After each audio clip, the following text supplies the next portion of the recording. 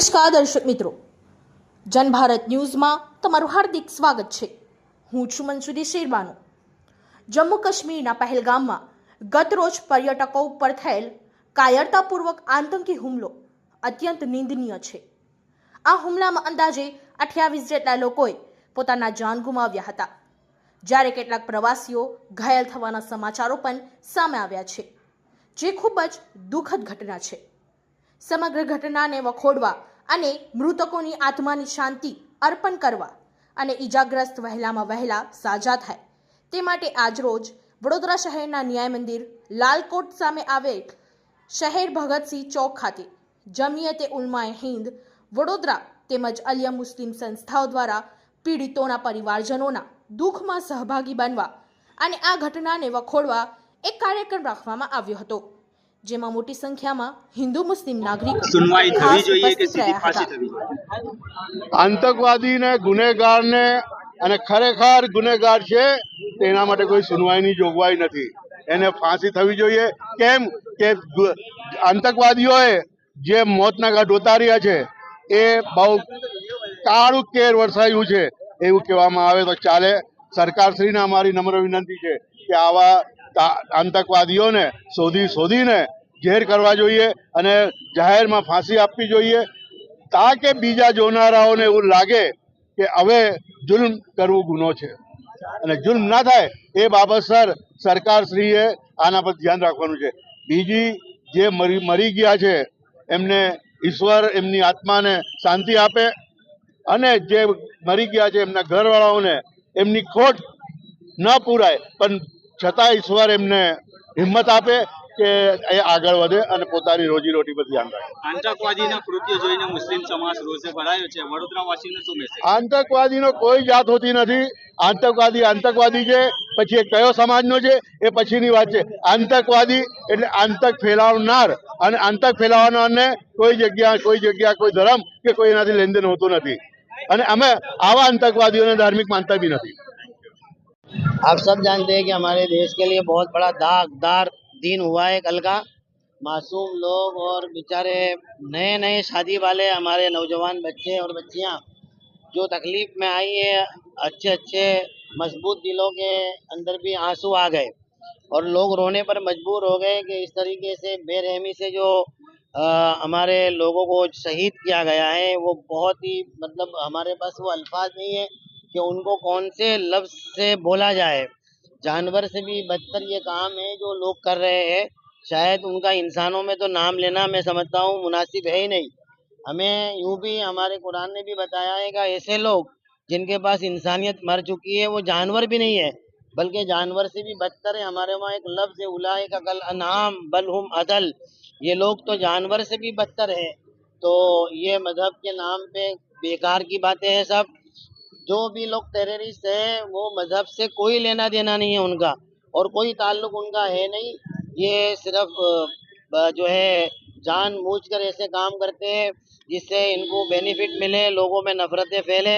लेकिन हम बहुत सख्त अल्फाज में इसको वखोड़ते हैं और हम डिमांड करते हैं कि कोई ज़रूरत नहीं है केस चलाने की, बल्कि फौरी तौर पर हमारे वहाँ जैसे कहते हैं किसास, खून का बदला खून ही होना चाहिए, उसके अलावा कुछ नहीं होना चाहिए। कोई ट्रायल की ज़रूरत नहीं होनी चाहिए। मासूम लोगों के साथ जो बेरहमाना और जो है हैवानियत भरा बर्ताव जो हुआ है उसका बदला फांसी फौरी तौर पर होनी चाहिए। हमारी हुकूमत को बहुत सख्त कदम उठाने चाहिए और जिन लोगों ने भी ये काम किया है उनको किसी सूरत में भी नहीं छोड़ना चाहिए। ये हमारे पूरे शहर पूरे मुल्क के जमियत उलमा हिंद और तमाम मुस्लिम समाज की ये डिमांड है कि उनको सरेआम लाया जाए और जिस तरीके से उन्होंने मासूम लोगों के साथ जुल्म सितम किया है उससे कई ज़्यादा सख्त उनको सज़ा दी जाए, ये हमारी मांग है। और हम तमाम जो है उनके रिश्तेदारों के साथ भी उनके दुख में सहभागी है, उनके साथ में है कि उनको बड़ी तकलीफ पहुंची है। हम बहुत अपने दिल से जो है उनके साथ में हम दुखी हो रहे हैं और दुआ करते हैं कि परवरदिगार उनके घर वालों को भी शांति अता फरमाए। અહીંયા વડોદરાવાસીઓને શાંતિ બનાવી રહેવા શું મેસેજ છે? આજે સમગ્ર વડોદરા શહેરના મુસલમાનોને નો એક જ મેસેજ છે કે ભારત દેશના મુસલમાનો આતંકવાદીઓ જોડે નથી।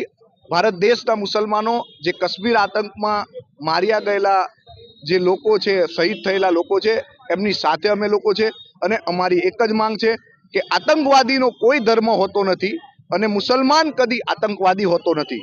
સૂરહ અલ માઇદા, કુરાનની 5મા સુપારામાં એક સૂરત છે સૂરહ અલ માઇદા, એની અંદર અલ્લાહ તાલાએ કીધું છે કે જે કોઈ વ્યક્તિ બેકસૂરોને મારે એ મુસલમાન નથી હોતો. એનો ખુલાસો એવો છે ને બસ આ જ બુનિયાદ ઉપર આખા દેશના મુસલમાનો આ વાતનું ખંડન કરે છે. કોઈ વ્યક્તિ એમ કહેતો હોય કે આ એનું કામ છે તો એ એમની રાજનીતિ કરતો હશે, એ રાજનીતિ કરવામાં મુસલમાનોને બદનામ કરતો હશે, પણ ખરી હકીકતે કદી કોઈ આતંકવાદીનો કોઈ ધર્મ હોતો નથી અને મુસલમાનો આતંકવાદના વિરોધમાં છે. અને એનું જ ઉદાહરણ આ આતંકવાદી હુમલાની અંદર સૈયદ હુસેન નામનો વ્યક્તિ કે જે પોતાના ટુરિસ્ટો હતા એ તો હિન્દુ હતા, બરાબર, એ ટુરિસ્ટોના માટે એણે આતંકવાદીઓ સાથે લડાઈ કરી, બંદૂક છીનવવાની કોશિશ કરી અને પોતે શહીદ થયો છે. એકનો એક દીકરો હતો.